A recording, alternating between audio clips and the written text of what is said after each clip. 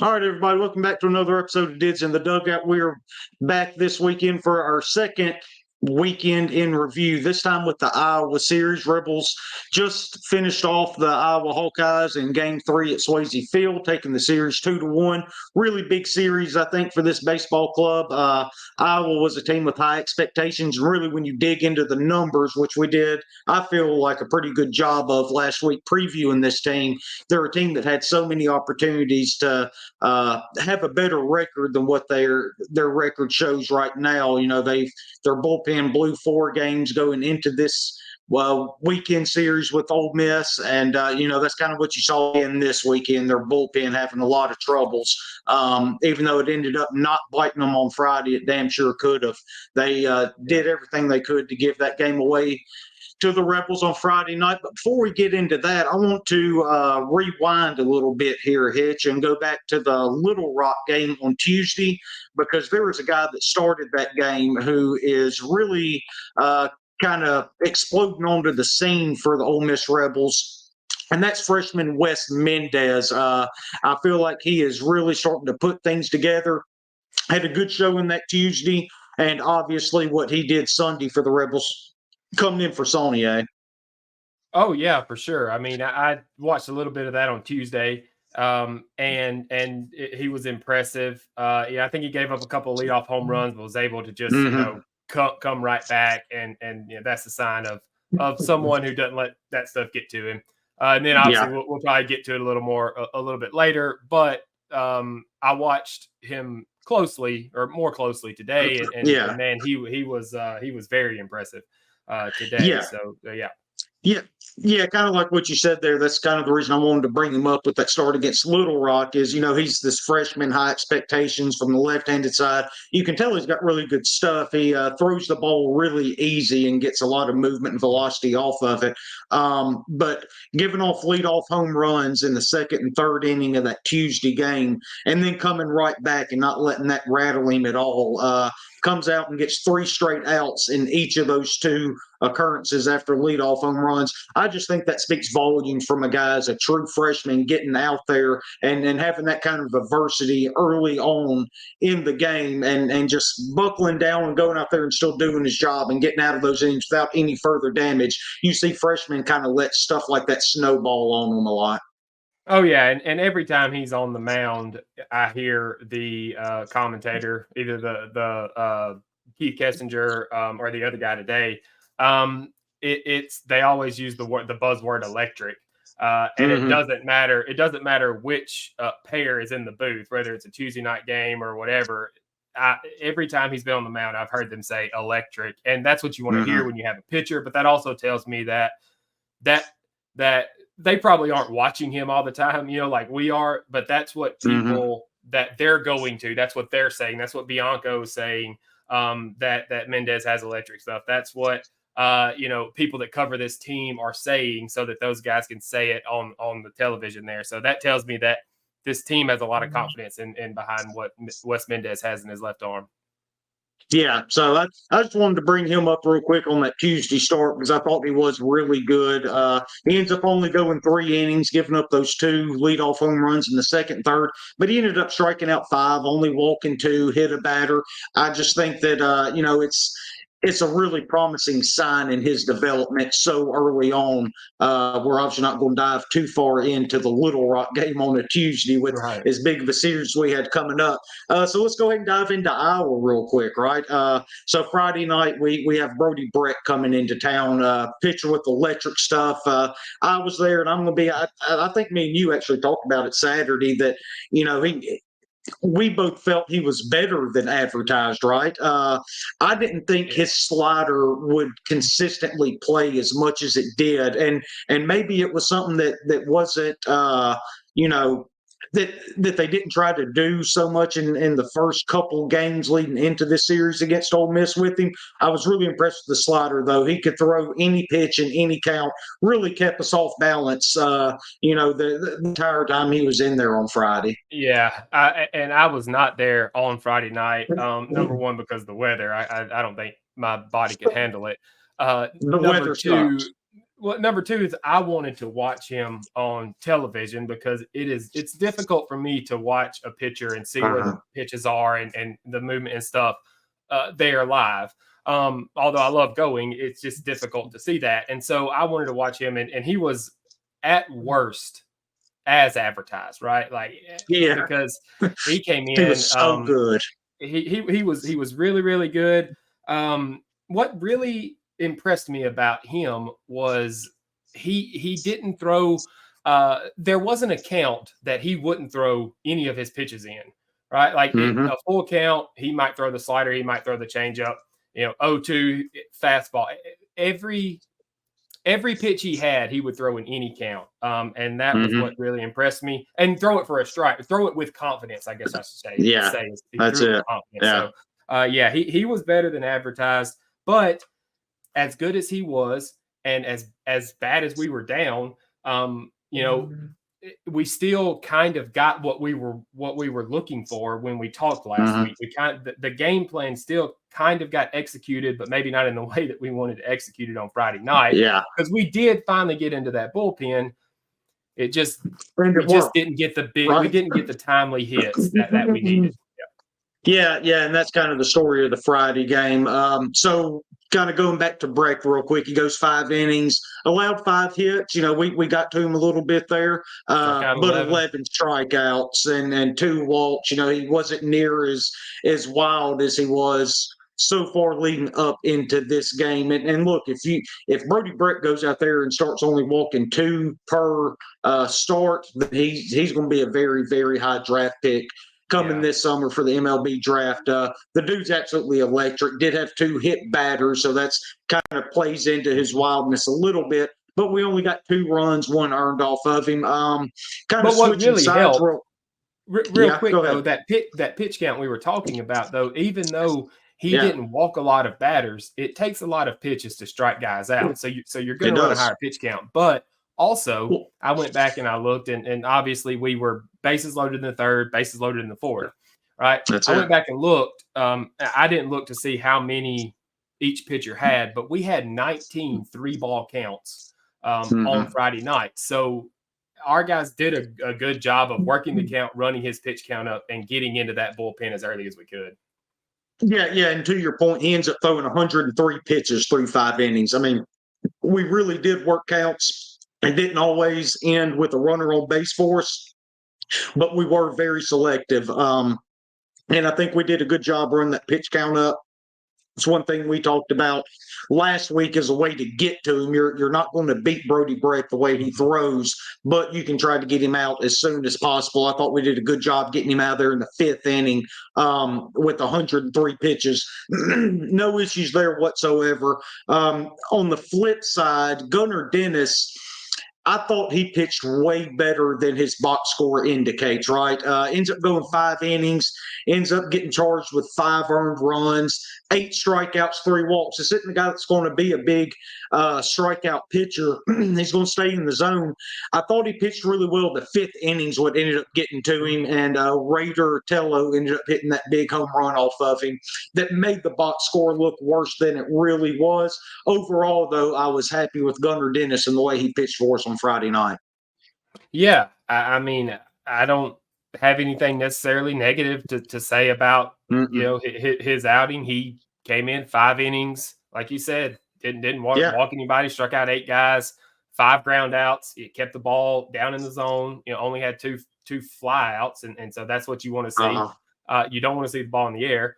And so he pitched well, and even though when he left the game it was 5-1, whatever it was, he up until that one swing of the bat, he had kept us in the game every opportunity. He gave us every opportunity that we could ask for to keep us in the game.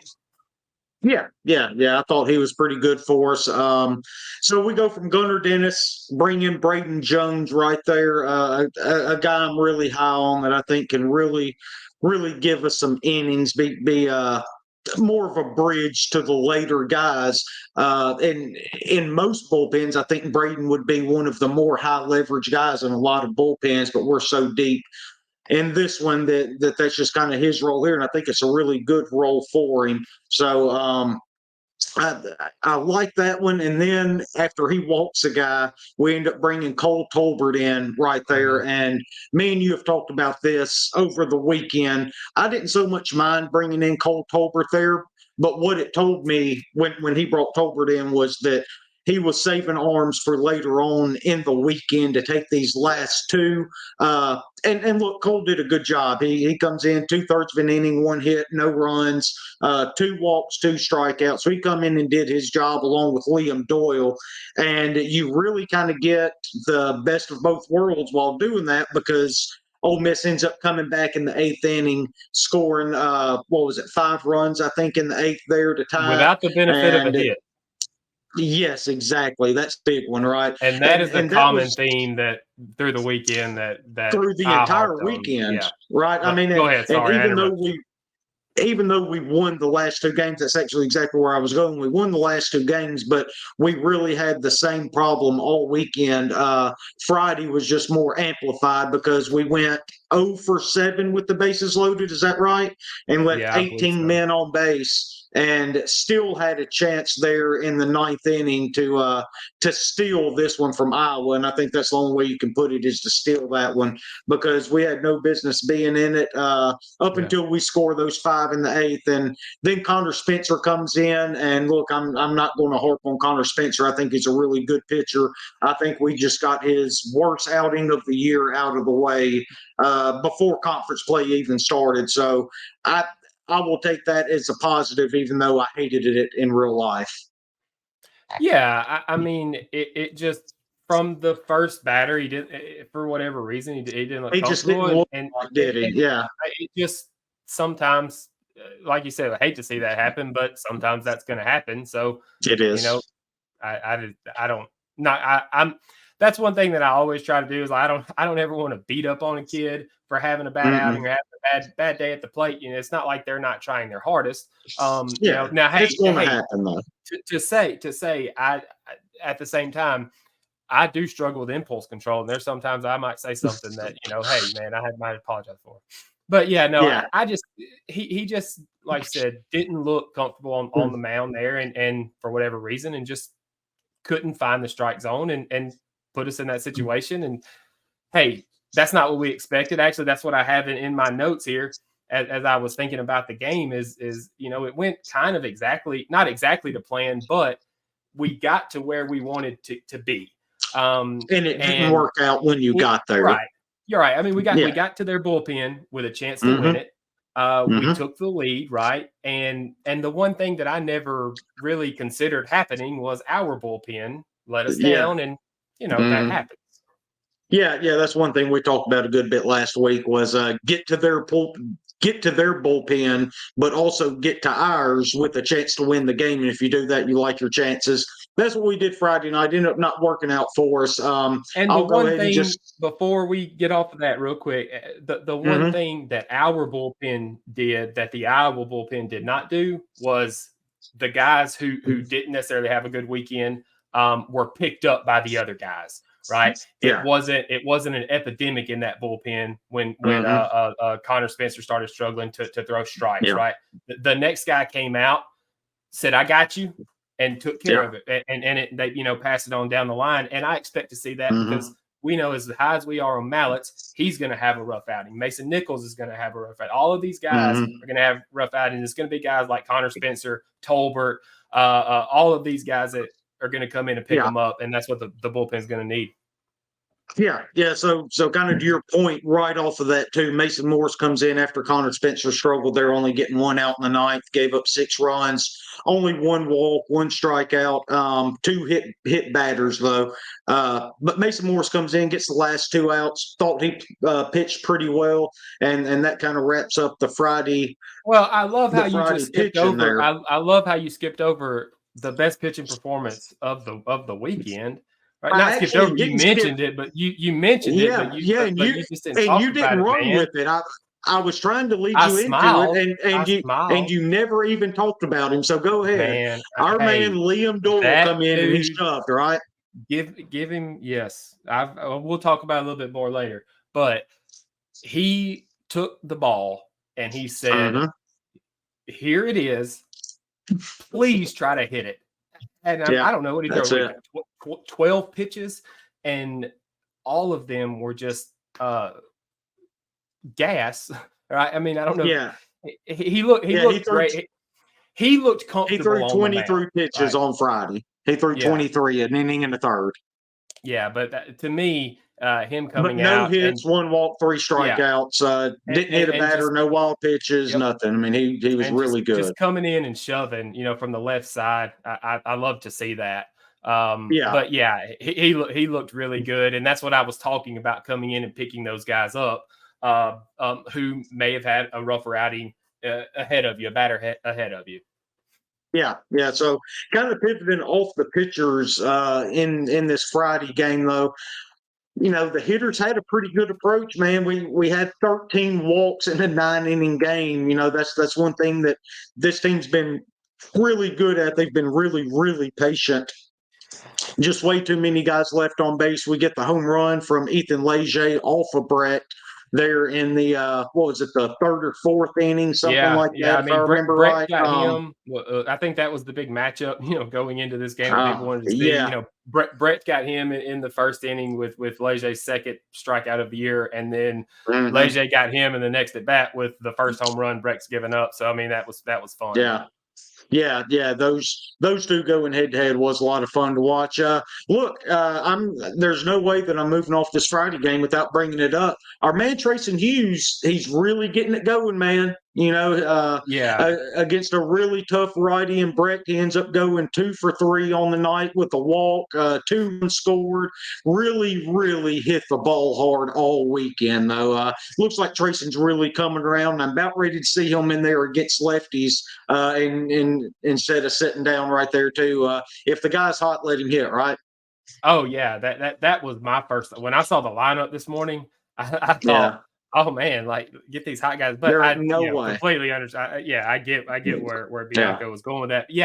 And the thing about Trayson, real quick with Trayson, on top of the way he's hitting right now, he's a stud in right field. I mean, he gives you so much more defensively than anybody else out there that you're going to be able to put in. And that has to start playing into it as well. As long as he's seeing the ball as well as he is right now and still playing defense as well as he is, I think he's an everyday player at this point. Yeah. And I think, if I can pinpoint one thing that he's done to get him going is I think he's noticed pitchers throwing him away, right? And I think I'm trying to remember, but I can only think of maybe one hit he's gotten since the midweek that wasn't on the left side of the bag, or second base bag, in that 6th hole. So he's really understanding what pitchers are trying to do to him and working the other way. And I mean, once you start doing that, the other stuff will come. But he's doing well. I don't think that we can get off of the Friday night game either without talking about that bottom of the 3rd inning. We've been harping on our guys taking pitches, doing a great job of that. And just to show the importance of that, the biggest at bat of the game to me was that at bat by Jackson Ross in the bottom of the 3rd. When we got the bases loaded, immediately swung at 2 sliders that weren't close. I get it, amped up, wanting to go up there and do something. But the patience is that's where that patience comes in, to get a good pitch. But it wasn't just him, right? We had back-to-back strikeouts right there by our 3-4 guys. If one of them gets a hit there, it's a totally different game because we've busted it open against Brett in the 3rd inning. But just couldn't come through, and that was kind of the beginning of that on Friday night, where it was so frustrating how we would load the bases, get guys on, and just could not get a hit. Yeah. So that's kind of how Friday went over and over and over again for us. So just a quick rundown, though. We did do some good things on Friday night. Andrew Fisher, you go back to the midweek, he kept hitting just like we had talked about in that high point series. Looked like he was really coming around. That continued throughout the two midweek games, and then sure enough, continued this weekend, starting on Friday night. He ends up only going 1 for 4, but 2 RBIs and a walk. He did some really, really good He did things some against a great really things, tough yeah. pitcher there. And then Leger 1 for 4, but again, an RBI, 2 runs scored, 2 walks. You see that up and down the lineup. Smithwick, I thought this was a huge, huge series for him, Hitch. We talked about it a little bit yesterday. He really started going during the game. Yeah, I mean, you look at the average, and it's hard to look at. We're going into the Saturday game. He was batting under 100, but again, really tough pitcher on Friday night. He only goes 0 for 1 officially, but has 2 walks, right? He's really seeing the ball well. And carried it over to Saturday as well, which we're going to get into here in just a minute. Well, that's the thing is that he seemed like he was seeing it well, because he was getting on base. He was, man, I don't know how many 3-ball counts he had been in through midweek. Yeah. I mean, even into last weekend. But it looked like he was seeing it well. He just wasn't getting the meat of the bat, to the ball, and that really kind of turned around going into Saturday. Yeah. And then kind of one thing that I'm keeping an eye on right now is Luke Hill. I thought he had a pretty good weekend. The stats aren't really going to show it when you just look at box scores, but he really hit the ball hard. I thought he was very selective. There were a couple times on Saturday where he absolutely smoked balls right at guys.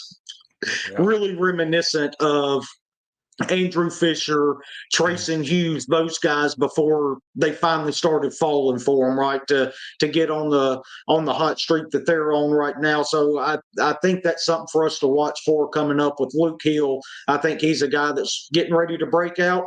And look, the freshman Braden Randall played a lot this weekend, and man, really, really impressed with him. He started both the Friday and Saturday game at second base, come in Sunday after the Andrew Fisher got injury after he got hit in the helmet. Braden Randall's a guy that I'm getting more and more impressed with the more I see him. His at-bats are professional level, the way he approaches them. And, he's not looking to hit anything out of the ballpark, but he's still looking to drive it. He stays inside the baseball.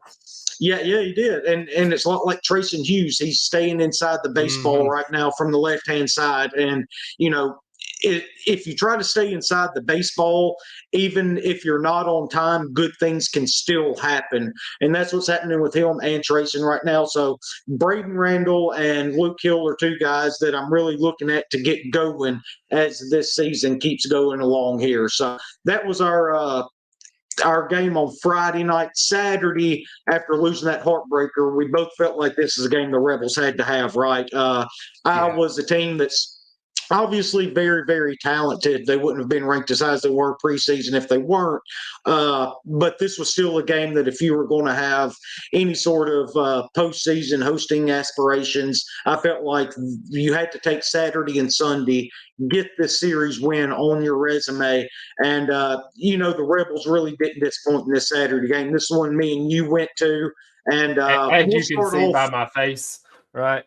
I got a little sun out there. You're a mess. Yeah, you're an absolute mess. Yeah. That's my role in the show, to be a mess. I get it. Yeah. Well, you do it well, so good job. But I think the story of this game is JT Quinn. Really struggled to throw strikes. I felt like looking at the box score, it's not as bad as I thought it was initially, honestly. 5 runs, 1 earned. Obviously, we were hurt by that error there early in the game that allowed a couple runs to come across there, or a few runs to come across. But I still think JT has really good stuff. But 70 pitches through 2 1/3, that's something that's got to get cleaned up from a starting pitching standpoint, right? You've got to have guys go, at least 5 innings. If they can get you into the 6th, Because I think with this team, as deep as this bullpen is, you don't have to have great starting pitching, but you have to have guys to get you a little deeper in the game to not wear this bullpen out. And JT's a guy that I do have a lot of faith in. I think he will end up turning it around.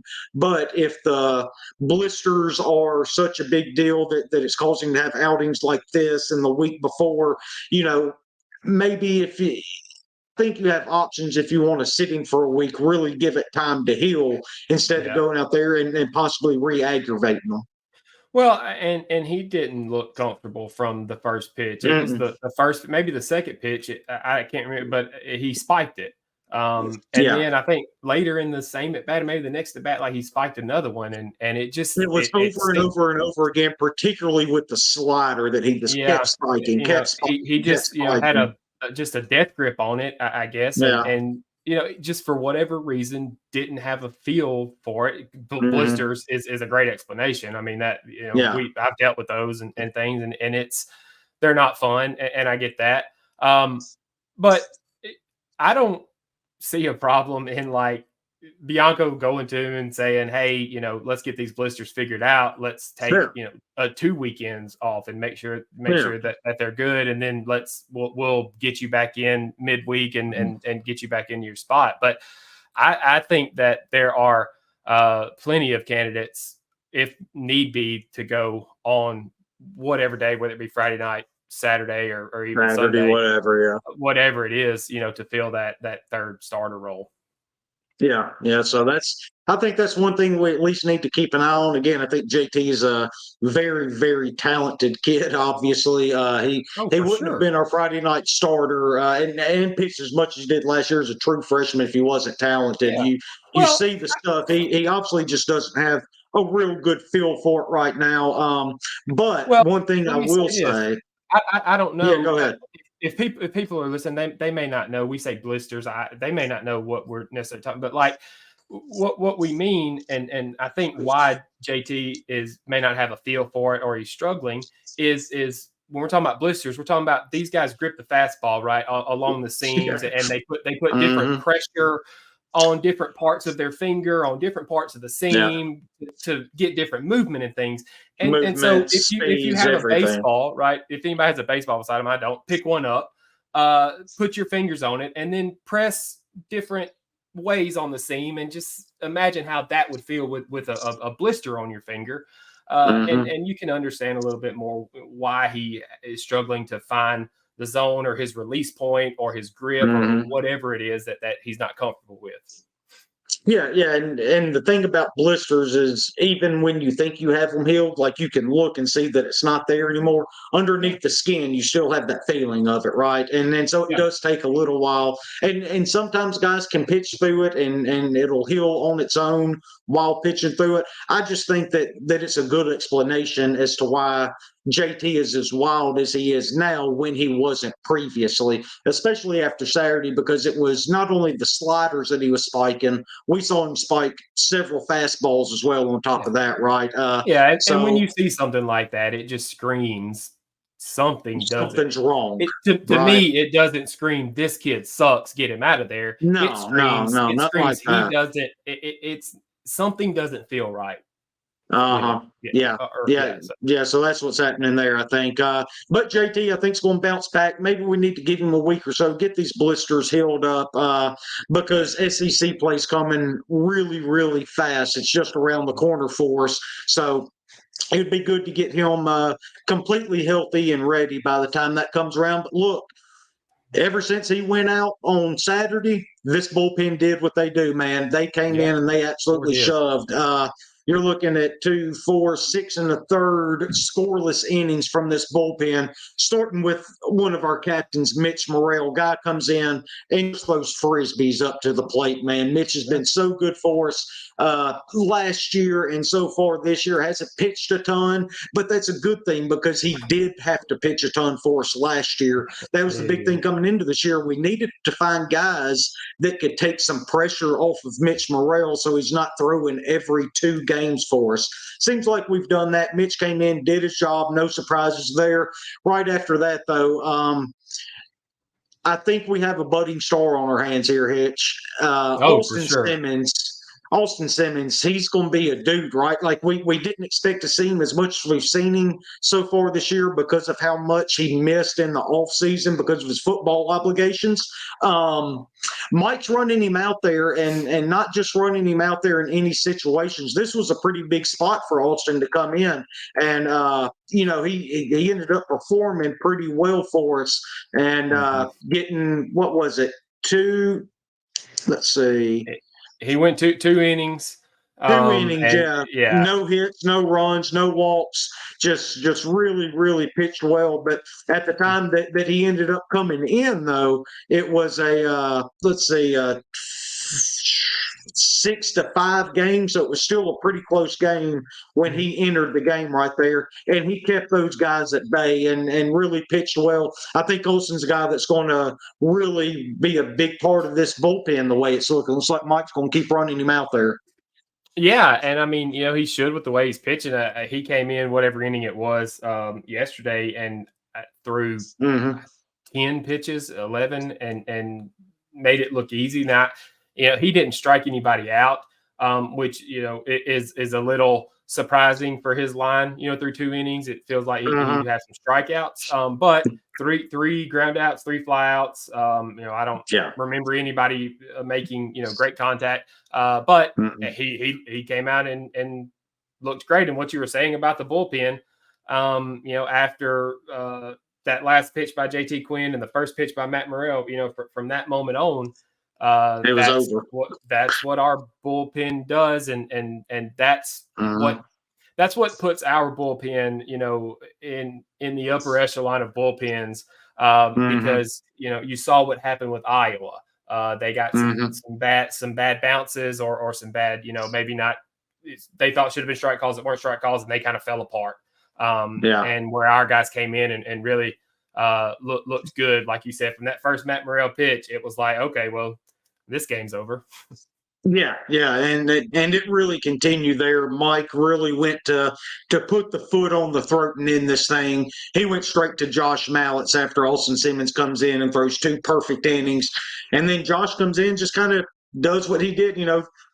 You could argue that it's possibly a bad outing because he gave up 3 hits in 2 innings, but yeah, but Josh was still Josh. He was throwing that hammer. Yeah.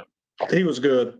Yeah, I mean, we were sitting there watching it, and I think it was 1 inning was a runner on first and third with nobody out or whatever. Yeah, and both then of us the were just like, inning with the leadoff double in the second inning that he pitched. And I looked at you and said, I'm not even worried about that guy scoring. Runner on second, no outs. Josh Mount's going to get us out of it, and that's sure enough what he did. Yeah, he's one of those guys that just when he comes to the mound, we know what to expect, and he delivers. Yeah, and then after Josh Mallets was as masterful as he always is, we get a guy that me and you are really, really high on that we want to see more of. Sam Takui comes in after Josh Mallets and ends up throwing, 1 scoreless inning, no hits, 1 walk, 1 strikeout. And I thought Sam, I just thought he was dominant again, man. I think his stuff explodes out of his hands. He's another one of those electric guys out of the bullpen that, would probably pitch more than he does if we didn't have as much depth as we do. Yeah, I mean, like you said, it's. I guess if you want to label it a problem, it's a good problem to have, right? We have a bunch of arms down there that can get the job done, and Toucan Sam came in and slammed the door, and man, when we were sitting there watching it, we were right there on the bottom row in left field outside that pole, and in between innings, I had to turn around and I looked over my shoulder, and as soon as I turned around, it popped up, and I was like, man, Sam, I was like, here we go. It's like, here goes Sam. We've been begging for him in the game, man. And he came in and shut the door. I didn't. What else do you expect? Yeah, I absolutely wasn't surprised whatsoever. So that's like you said, it's a good problem to have. It's quite a luxury, right? I guess that's really the best word for it. Is we've got guys down there that can come out and throw in any situation. We've got multiple guys, so that's that's really good to see, obviously. Now let's turn to the offensive side there on Saturday. The guys had a absolute field day. Again, 10 more walks after 13 the previous night. Just a really, really patient approach that this Rebel offense has really adopted ever since getting back from Hawaii or after that Arkansas State game. I guess is probably the best way to say it is after that Arkansas State game. I heard a thing on the TV today.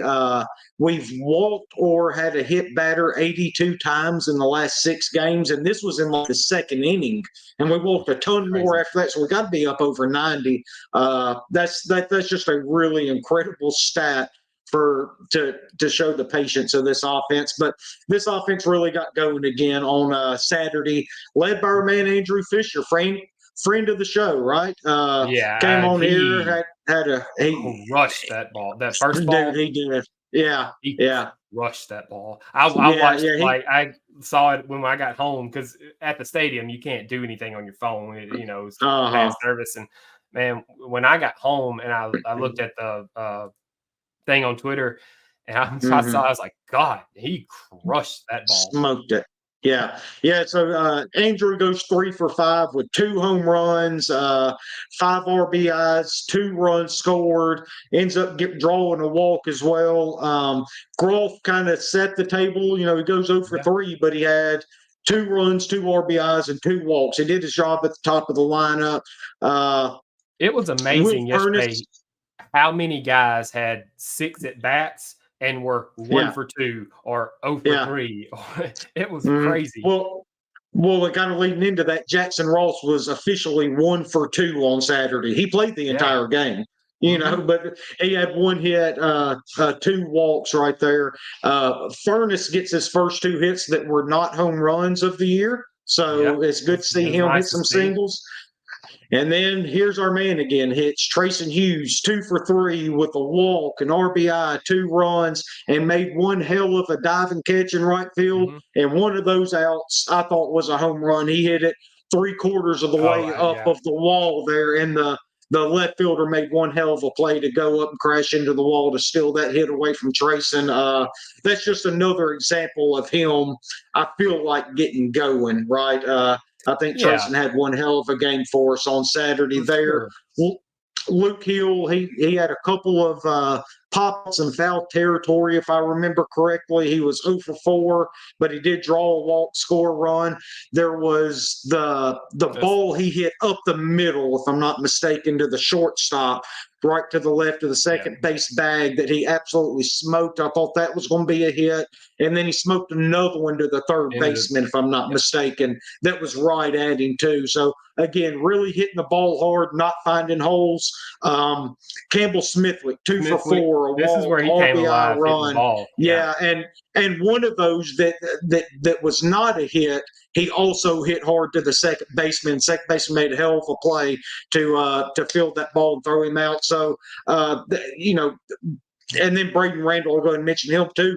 Really hit the ball hard, 1 for 3, 2 RBIs and a walk. I thought he played really, really well for us. I thought he got a hold of one at one point yesterday too.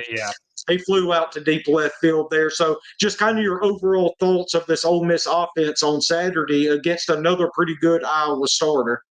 I thought, first, Marcus Morgan, I thought he was good for the first few innings. But the Ole Miss offense, led by Groff, like you said, he was 0 for 3, but I mean, he was on base twice, scored 2 runs. Then Fisher, man, that I can't get over how he hit that ball, and then the second one he hit just kept going. That's what I was about to say. Going, man. Because when he hit it, I thought, oh, maybe.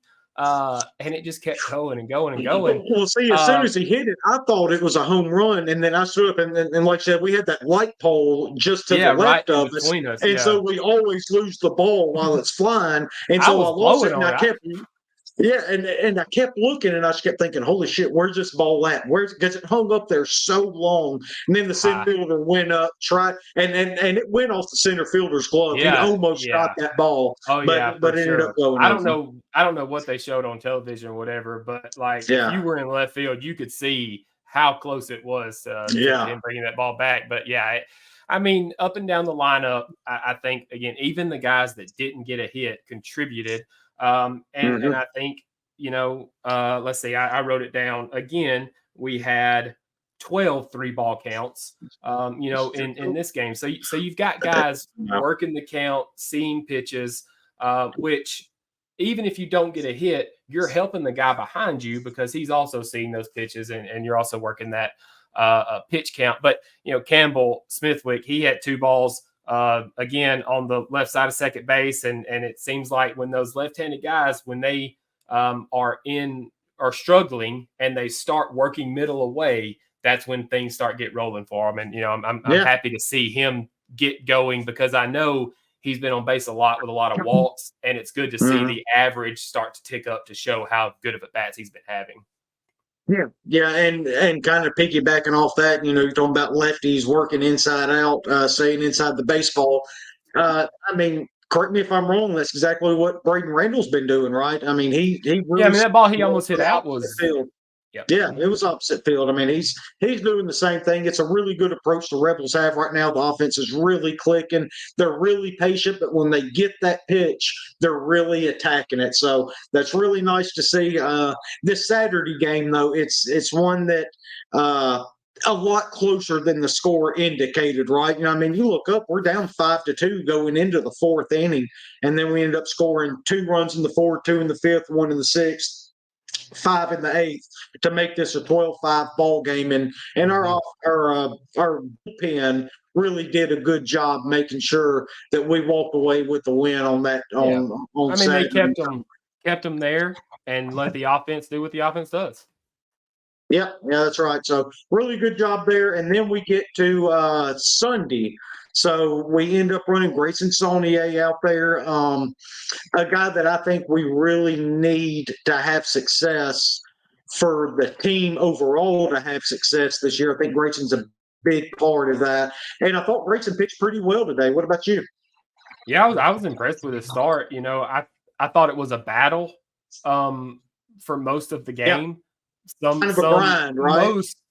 And it felt like most of it wasn't his doing, but it did feel like a battle. But I think that he battled through it, and I think in that that second inning, right when it was the error by Burford, Walt, and then the error by Jackson Ross, right, bases loaded with nobody out.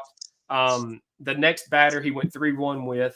The next pitch, the 3-1 pitch was, dotted on the corner. It was, and this is weird to say about a fastball, but it was an unbelievable pitch right there. The batter takes it. Next one, he rolls over on. We get the out. And then the next batter, the sequence of the next batter was get me over slider, ground ball, Fisher double play, and he's out of the inning. Like that sequence was really good. Yeah. And so, then in the 4th, he got back-to-back Ks. He didn't strike many people out today, but I think that's even more impressive because I would consider him a strikeout guy, and the fact that he was able to get outs from this Iowa lineup without striking anybody out, or only a couple of guys out, speaks to what he's capable of. Yeah, I thought he was really effective without his strikeout stuff. I think that's the big takeaway from today for me as well, so I'm glad you brought that up. He ends up going 5 innings, 2 hits, no earned, 2 walks, only 2 strikeouts. But kind of like you said, that sequence in the second inning or whatever it was where we get the unassisted double play by Andrew Fisher. I was watching the game with my dad, and I'd made the comment of, I think it was at 43 or 44 pitches at that point leading into that batter. And, I said, if there's any way he can get out of this inning under 50 pitches, that would be huge. And then he hits into that double play. And after that unassisted double play by Andrew Fisher, really seemed to settle in right there after that and really pitched a good and efficient ball game the rest of the way to get us through 5 innings, which I thought was very important because I think that's what we need out of this bullpen, like we mentioned earlier. And then here's our guy again, freshman Wes Mendez comes in, the lefty, really, really pitches well from the left-hand side of the plate. 6 strikeouts and 2 in the third. Run into a little bit of trouble there in the last inning he pitched in the 8th inning, I Bleav it was, where he ends up giving up that 2-run home run. But overall, I thought West played pretty good, and I love Mike leading him in right there after giving up the hit, and just to see kind of what what the bounce back would be like, how he dealt with that kind of adversity there. So I like Mike leaving him in there, and I mean I thought West was good though. 6 strikeouts and 2 2/3. Yeah, I mean, the first inning he came in and it looked like he was throwing to 5-year-olds. I mean, and no disrespect to the Iowa guys, but I mean, he just made it. I mean, he just came out and made it look easy. And like you said, got into a little trouble the longer he was in the game, whatever it was, fatigue or whatever. But I mean, I thought I was more impressed with him pitching today than I have been seeing him previously. I thought he was, not that I didn't know that it was there. I just hadn't seen it. And man, he looked really good. I mean, this is a lot better competition too, right? I mean, this was an Iowa team leading up to him coming into the game. They hadn't been shut out all year. Obviously, they end up getting 3 runs there off of him during his time in the game. But this is a very good Iowa offense. A very good. They can hit. I mean, they're really, really good. But he ends up getting pulled. Kyler Carmack. This was a guy I was actually talking with my dad about before he came in. Is a guy that I want to see get a little more opportunities, right? I want to see what he's got. And Kyler come in and he's known for that changeup. The fastballs what impressed me today. He came in, led off like 3 straight changeups, if I'm remembering right. Once he got put into the game, but then he started pumping fastballs, man, and they couldn't do anything with it at 91, 92 miles an hour. Yeah, I mean, it looked like he had a little arm side run at 91, 92 that would get it into the on the hands of the right-handed guys, and I hadn't seen the changeup yet, and so I was impressed by it. I think you're right. I think maybe he threw first pitch fastball, and then the next 3 were changeups, and I was like, whoa, that's a good pitch. Pretty good one. Yeah. And so I was excited to see him pitch because he was, I think, the best transfer pitcher that we, ranked highest transfer pitcher that we got in on the team or whatever. And I think he was just ahead of Liam Dole. They were like 2 or 3 spots apart, something like that. And so I was interested in watching him, and I thought, as advertised, man, he was really good. Really, really impressed with Carmack there, along with Mendez and Saunier. I thought it was a really good pitching day for the Rebels on Sunday. Flipping over, looking to the offensive side, we end up scoring 8 runs, but it really seems to be a sporadic 8, if that makes sense. I didn't feel like we had our best at bats. We were really patient, like we have been all week long. End up drawing 8 more walks again on Sunday, which is absurd. I think that the news of Sunday, though, was Andrew Fisher, as good as he has been playing. He ends up taking a fastball to the helmet. He was down there for a while. I don't think he had a concussion. I think that's at least – I'll say they're optimistic about him not having a concussion after that, which is obviously your number one concern when you get hit in the head that's like the first that. thing you had to rule out. But they're worried about a punctured eardrum. I think that's the way Mike Bianco put it in his post game. But it's not something they're worried about keeping him out for a long period of time. All that secondary, though, obviously Andrew, hope he makes a full recovery regardless of what the diagnosis ends up being, concussion, punctured eardrum, burst eardrum, whatever it is. First and foremost, want Andrew to be able to make a full recovery because he seems like a really good dude, and a guy we've talked to. Seems like a guy that has a hell of a lot of success in his future later on in life. So just really hope for his health here. We don't really do this, but if you were to give out, an MVP for the weekend, it's Andrew Fisher. I mean, this kid was everywhere. He hit a couple bombs, 3 bombs. I don't know how many other hits he had, but I mean, he made an error yesterday, but Yeah, outside of that, he made some really tough he was plays really good. at third Yeah. base. I mean, it Mhm. seemed like every time anybody would say something about how well the Ole Miss offense was or how well the Ole Miss defense was played, it was always something about Andrew Fisher. And so, I mean, Yeah. give him the MVP for the weekend. Yeah, I totally agree with that. Andrew was incredible this year, and hope for a full and quick recovery from whatever it is he's dealing with. Again, have not heard an official diagnosis, so hopefully he's back with the Rebels soon. But get back as healthy as possible, Andrew. Can't wait to get you back in the lineup. But outside of that, we had some pretty good performances. From some guys in the lineup, and kind of like me and you predicted all weekend long, Hitch. We said, man, just wait till Eli Birch gets in the lineup, right? Because he is going to start hitting nukes out there as soon as he does. And sure enough, I mean, here we are on Sunday, and he ends up getting the start against the lefty. Ends up going 3 for 3 with a home run, two runs, and an RBI. Eli was incredible today. Yeah, and it's really good to see, guys like him and Gatlin in the lineup who that we're going to rely on at some point come out. And I thought Bo Gatlin had the at bat of the day, maybe because at the time it was 0-0, 1-0, whatever it was. And he's able to work a full count, sack fly or what? Man, I can't remember what it was. Was it a hit or was it a sack fly? I can't remember now. That's kind of what started that 4-run fifth inning after we got the bases loaded. Gatling was able to, I Bleav he was able to drive a run in there, wasn't he, with the sack fly? Oh, yeah, no, it was that he did drive the run in, but my stupid brain right now is I can only remember the at bat. I can't remember if he got a hit or if he got a sack fly, but I remember it being an at bat that he battled in and got it scratched that first run across. And so that kind of, like you said, that kind of got us going because we ended up scoring 4 runs there. Maybe like to seen a few more with bases loaded there, but that's kind of was the story of the weekend. It was right. And you don't want to complain too much because this guy's having good at bats and seeing pitches and walking. That's it, right? I mean, you can't fault that, but sometimes when you get a good pitch, you want to hit it a long way. Drive it, right? Yeah.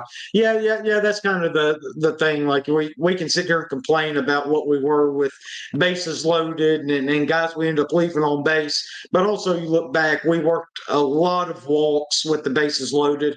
We found a pitch to drive to the outfield. We had several sacrifice flies. Now that you would like some of those sacrifice flies to be doubles to the wall or something like that, right? When you do make contact. Yeah.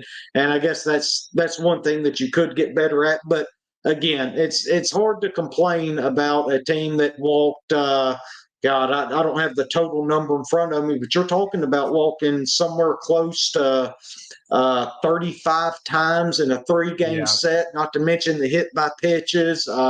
Really, really patient approach, which look, that's what me and you talked about last week. That's how you got to approach this Iowa pitching staff, especially the starters. And that's one thing we did really good on Sunday. A guy that, number one, hasn't allowed an earned run all year long leading into today and had only walked like 4, 5, or 6 batters, whatever it is, all year coming into today. And we really, really worked him. We took some really good pitches. Ledger. Really, really good pitches. And made him walk some guys. He ended up walking 5 guys today. So great approach by the entire lineup here on Sunday. And let me be clear. I'm absolutely nitpicking, right? Like I'm absolutely almost looking for something not bad or wrong, but I'm digging into it, looking at ways that we could improve as a club. If I had to put a phrase on it, it's don't strike out. As long as we're not striking out, we're putting the ball in play. That's great. Yeah. Or that's good. But I would like for us to get to great where we're driving it with authority, into the gap. So again, absolutely 100% nitpicking. And maybe I shouldn't be, but that's just kind of what I saw. Well, yeah, well, no, I'm not going to say that you shouldn't be. I think that's kind of what we're here to do, right? Is, we're going to talk about what's happening with these baseball teams, and when there's something that, needs to be improved upon or whatever. I mean, I think that's what we're here to talk about, and that's what we're doing right now. So, but overall, a really, really good weekend for the Rebels against a really quality opponent. Things to work on, obviously. I think anybody would tell you that, but I still think it was a really good weekend for us. Glad we ended up taking 2 out of 3. And, Rebels are really getting on the right track, it seems like. So now we're into a Tuesday night matchup against the Memphis Tigers. That's our midweek before we get into another weekend series. Memphis is 7-6. Not going to spend just a whole lot of time here on Memphis, just kind of looking at what we have coming our way here. You've got Pierre Seals in right field. He's having a good year so far, hitting .341 with a 1177 OPS. They've got 3 guys with an OPS over 1,000 so far on the year, so they're hitting it pretty well. It would look like Brennan DeBose, the catcher, and Jacob Compton, the first baseman, the other 2 guys with OPSs over 1,000 that have played enough. So Rebels might have their hands full here from a pitching staff standpoint come Tuesday night, but you got to love what Ole Miss has done ever since that Arkansas State game, though, right? We've really the lineups really turned things around. I just think the key right now is to get any kind of depth out of our starters to not put as much pressure on the bullpen that, quite frankly, is as good as me and you talked about leading into the year. I think they're as advertised. Oh, yeah, I think 100%. Like you said, it felt like coming home from Hawaii and into the Arkansas State game and into the High Point series that, guys just, for whatever reason, weren't seeing the ball, just not doing a good job putting the bat on the ball. And it feels like going into that Saturday game at High Point, some guys took extra cuts. I don't know what they did, but have been hitting the ball really well. And now we've got 3 or 4 guys that were struggling or had continued to struggle after that Hawaii series. And man, they're starting to put it together. And so if we get everybody going the next 2 weekends, you got South Carolina, we're going to need everybody, going full speed once that series gets here. And it's nice to see us put together 2 big wins here coming off a disappointing Friday night. Yeah. So really good job by the Rebels again. We will play again on Tuesday night against Memphis. I don't have a game. Let me see if I can get that game time up real quick before we get out of here. 6:30 on Tuesday night. There you go. But that's in Oxford. If you're in the Oxford area, obviously get out to Swayze, support this ball club. Really seems like they're putting it together. I would assume that's going to be a Riley Maddox start since Wes Mendez pitched on Sunday, but that's just a guess. Nothing has been announced on that. Is that kind of how you feel, Hitch? You think it'll be a Riley Maddox game there? Or, I just assume, look, there's a possibility you could see maybe Liam Doyle. He pitched on Saturday, obviously, but didn't pitch a whole lot. So, I mean, maybe if you want to throw Liam Doyle out there and kind of work Maddox in relief and work him back into the bullpen, I think that'd be something that'd be interesting. Yeah, maybe if you want to pitch Liam Doyle on a weekend. Yeah. I know that's what you're pulling for. So we'll end up seeing what happens there. But all right, guys, I guess that'll do it for our Iowa weekend recap. Appreciate y'all tuning in here. A really fun weekend as expected. And we'll be back with you on next week where we'll have previews of the next weekend series. We'll end up recording after the Memphis game. So we'll probably have some takes on that as well. So appreciate y'all tuning in, guys, and get out and support this Ole Miss baseball team. And we'll see y'all next week. Hotty toddy. Yep. Hotty toddy. See you, man.